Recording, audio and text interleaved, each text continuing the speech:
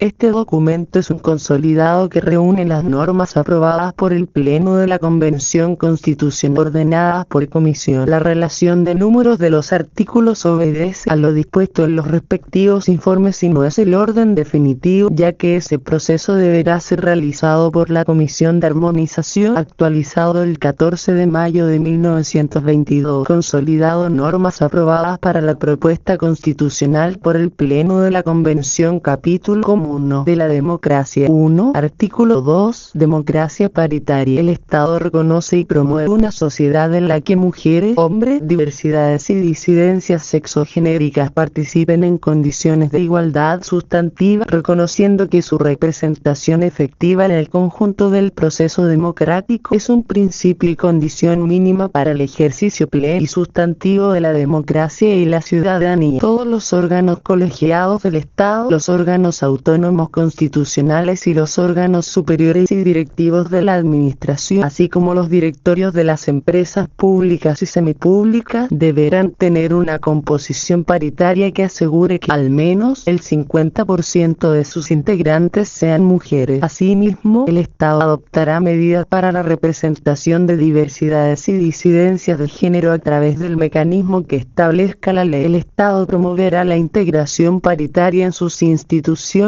y en todos los espacios públicos y privados. 2. Artículo 3. Corresponderá al Estado, en sus diferentes ámbitos y funciones, garantizar la participación democrática e incidencia política de todas las personas, especialmente la de los grupos históricamente excluidos y de especial protección. El Estado deberá garantizar la inclusión de estos grupos en las políticas públicas y en el proceso de formación de las leyes mediante mecanismos de participación popular y deliberación política, asegurando medidas afirmativas que posibiliten su participación efectiva. 3. Artículo 10.